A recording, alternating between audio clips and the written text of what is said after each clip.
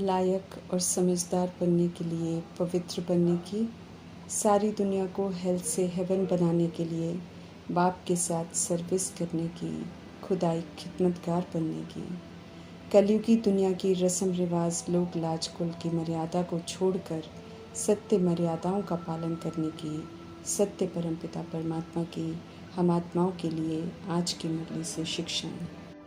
100% विकारी से 100% निर्विकारी बनना है। इसलिए 100% विकारी का अंश भी हम आत्माओं में न हो, ये ध्यान खिंचवाते हैं मीठे परमपिता परमात्मा।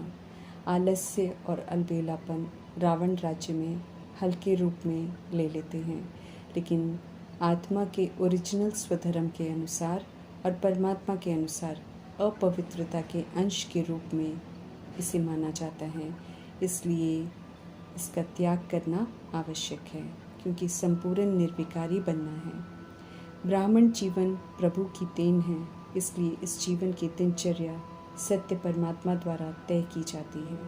इसमें रावण राज्य की कोई भी कमी कमजोरी अलाउ नहीं है। दिनचर्या एक रस चाहिए, जिससे आत्मा की निरंतर उन्नति होती रहे। इसलिए मीठे परमात्मा सावधान करते हैं कि अगर कोई भी कर्म में हम सब नीचे ऊपर होते हैं, आलस्य में आते हैं, या आज का कार्य कल पर टालकर अलबेले बनते हैं, तो ये विकार के अंश में गिना जाएगा। समझ देते हैं कि ये आलस्य और अलबेलेपन का प्रभाव पूजनीय बनने में और पुजारियों पर भी पड़ता है। वे भी पूजा करने में अलबेले बनते हैं। समझ देते हैं प्रभु कि अगर हम सब अमृत वेले जागृत अवस्था में नहीं रहते हैं, अगर हम मजबूरी से या सुस्ती में बैठते हैं, तो इसका प्रभाव पुजारियों पर भी पड़ता है। वे भी मजबूरी में और सुस्ती में पूजा कर एक औपचारिकता निभाते हैं। जो भी हम अभी करते हैं, उसका प्रभाव द्वापर युग और कलयुग की आत्माओं पर पड़ता है। मनुष्य से देवता बनाने वाले शिव पिता परमात्मा समझ देते हैं कि किसी भी तरह के आलस्य और अलबेलेपन का भी त्याग कर दो, तभी संपूर्ण निर्विकारी बन सकेंगे। सेवा करनी है आत्माओं की, उन्हें सत्य से परिचित कराकर जागृत करने की, सत्य से जोड़ने की। इसलिए प्रभु समझ देते हैं कि सेवा भल करो, लेकिन व्यर्थ खर्च नहीं करो। अर्थात जो खर्च किए बिना चल सकता है तो खर्च नहीं करो। इसमें सतो प्रधान पुरुषार्थ करने वाले, ज्ञान योग धारणा सेवा पर पूरा अटेंशन देने वाले, एक्यूरेसी से सेवा करने वाले प्रजापिता ब्रह्मा को फॉलो करना है। उन्होंने कभी भी कुछ व्यर्थ नहीं खर्च किया। स्मृति दिला रहे हैं प्रभु कि वे कांटों को फूल बनाने के लिए आए हैं। ये भी समझते रहे हैं कि ते अभिमान में आकर हम सब अपने स्वधर्म के खिलाफ जाकर कांटे बन गए हैं। अभी हम सभी को फिर से खुशबूदार फूल बनना है। ये समय इसलिए मिला हुआ है। हम सभी निराकार आत्माएं हैं, लेकिन देह के अभिमान में आकर विकार रूपी कमी कमजोरियों को यूज़ कर उनके अधीन हो जाते हैं। इसलिए अब आत्मा के रियलाइजेशन से अपने ओरिजिनल स्वरूप में लौटना है। देही अभिमानी हमें बनना है, तभी अनादि आदि विशेषताओं को यूज़ कर रूहानी फूल बनेंगे, सुख और शांति का अनुभव करेंगे और कांटों से मुक्त हो जाएंगे।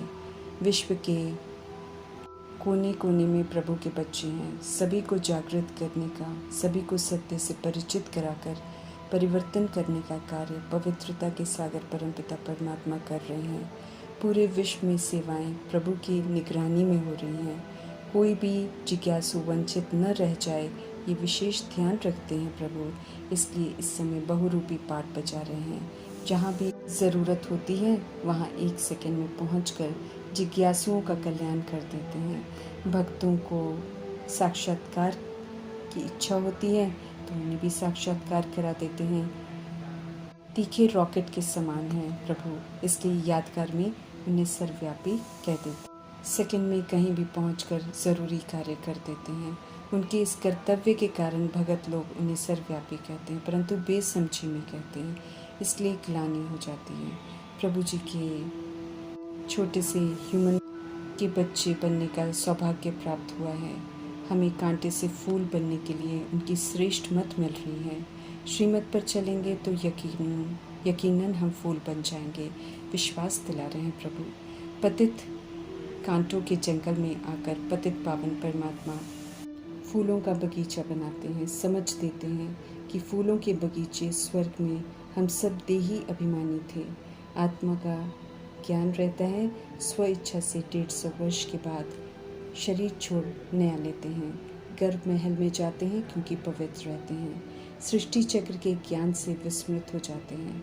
सत्युग सत्य मर्यादा अनुसार चलता है और वो सत्य मर्यादाएं हम सब अभी संगम युग में प्रभु जी से ही सीखते हैं। यहाँ की लोक लाज है पवित्र रहना, सत्यता दिव्यता को यूज़ करना, और कलयुग की लोक लाज प्रीति रस्म सब असत्य मर्यादा है।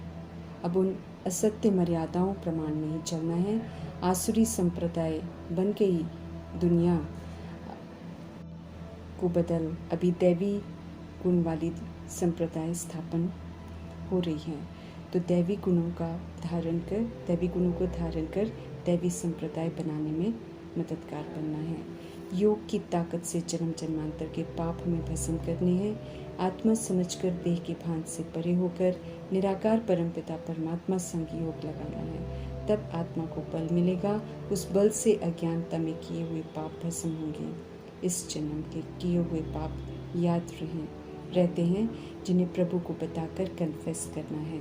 उन्हीं संग योग लगाने से हमारे पाप भस्म होंगे, नई दुनिया के मालिक बनते हैं।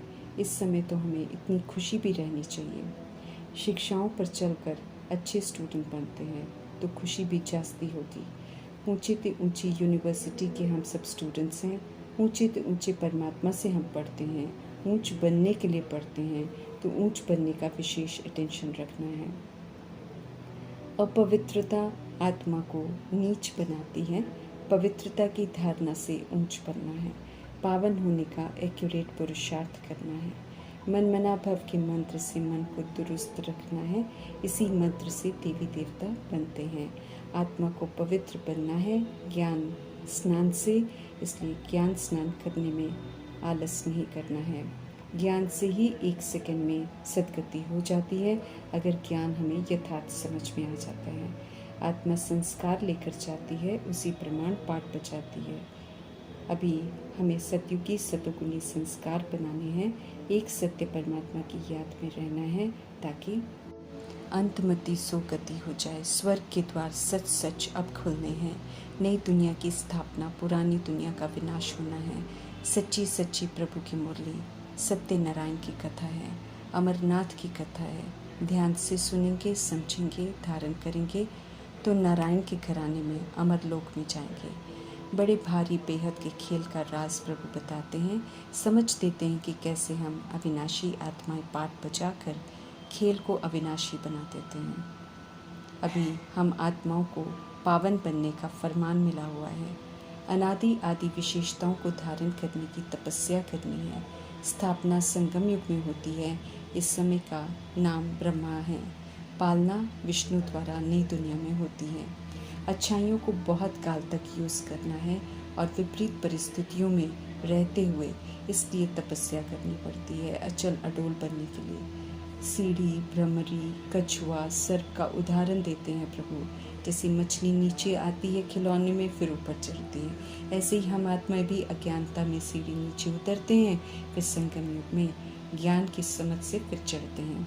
ऐसे ही भ्रमरी जैसे दूसरे कीड़ों के बच्चों को आप समान बना देती हैं, ऐसे ही हम आत्माएं भी अन्य आत्माओं को सत्य से परिचित कराकर उन्हें प्रभु का बनाते हैं। कछुए मिसल कर्म में आते हैं, बाह्य मुक्ता में आते हैं, फिर कर्म को संपन्न करके अंतर्मुखी हो जाते हैं।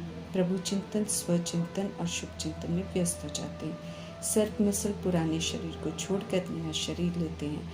हर बात की समझ देकर प्रभु समझदार बनाते हैं। समझ से फिर हम सब लायक बनते हैं। अपवित्रता आत्मा को नालायक बना देती है। अभी पवित्रता की धारणा से लायक बनना है और लायक दुनिया में जाने का पासपोर्ट लेना है। हेल को हेवन बनाने वाले हेवनली गॉडफादर की श्रेष्ठ मत पर हमें चलना है और उनसे राज्य भाग्य लेना है। रावण की मत से हम नीचे गिरते हैं, अभी निराकार राम की मत पर चलकर ऊपर चढ़ना है। गिरने वाला कोई कर्म नहीं करना है। भक्ति मार्ग दलदल है। इस मार्ग पर चलकर आत्मा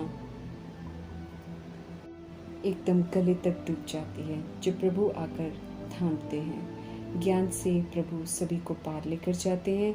हम सब ब्राह्मण बने हैं, सत्य परमात्मा के साथ सेवा करने वाले खुदाई खिदमतकार हैं।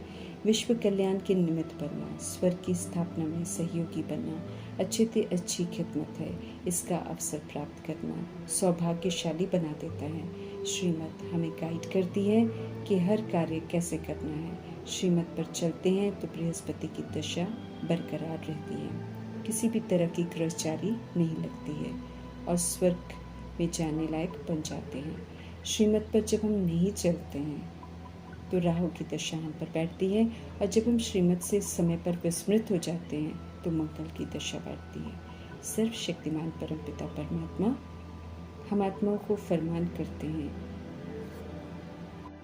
कि दैवी गुणों से अब संपन्न बनकर दैवी संप्रदाय की स्थापना करने में मददगार बनो। बाप के साथ सेवा करने वाला खुदाई खिदमतकार हमको बनना है। हेवन स्थापन करने वाले, हेवन में जाने लायक बनाने वाले हेवनली गॉड फादर का धन्यवाद करते हुए ओम शांति।